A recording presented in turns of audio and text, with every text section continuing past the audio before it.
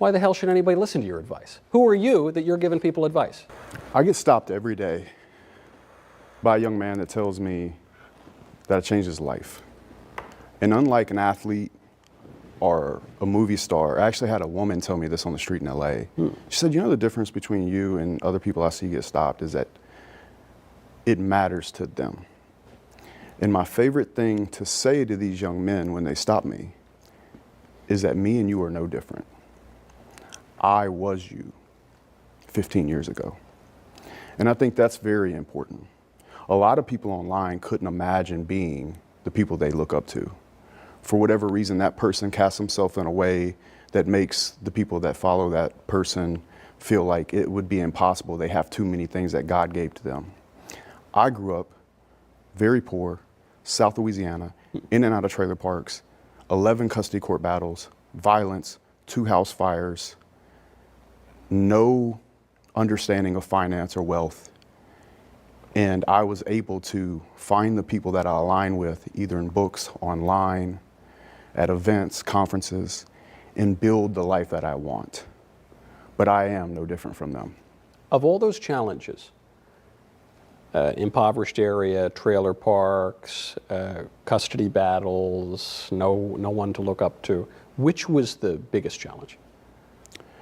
Finding the consciousness to see outside of what was just directly in front of me. Okay. So many people, they have 1 or 2 decisions to make in life if they grow up in that kind of situation. 1, they become it. 2, they decide they're going to be everything but that. Mine was the latter. I chose to use sports to get out of my town because I certainly would have been working in the plants on the Mississippi River right now had I taken the path of everyone else, because that would have been the highest level I could have got in that area, in my opinion. And so I wanted to leave. The only thing I knew at the time, the only consciousness I had at that time was to go play college football, get a college degree, and then maybe, if I worked hard enough, I would get a job in Dallas as a project manager. I'd make 150 grand a year maybe, and live in a house that didn't have wheels on it, which was, in the very beginning, one of my main goals. I'm gonna live in a big house that is brick one day.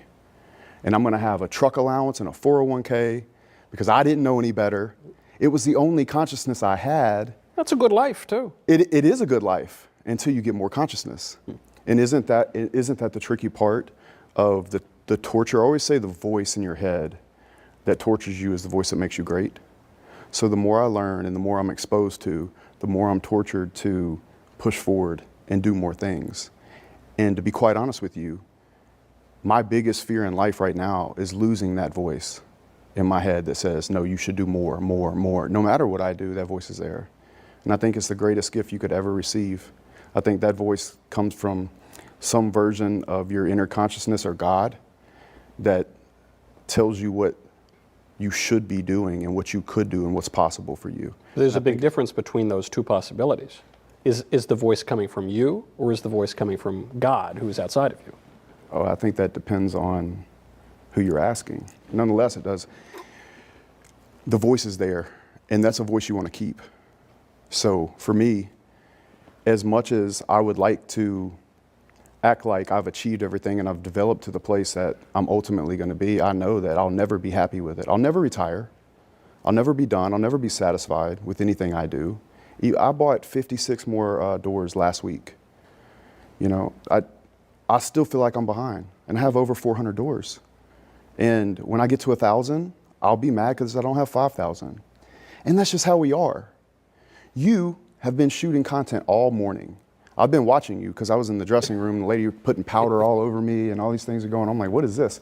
It's the first time I've ever worn makeup, Michael. No, really? You Yeah. don't wear makeup when you do your videos and interviews? No, I learned a lot this morning. Wow. Yeah. You could say, I just woke up like this, you know, this is... I should have took that opportunity. But no, it was the powder, right? And I believe that voice in your head that tortures you is the voice that makes you great.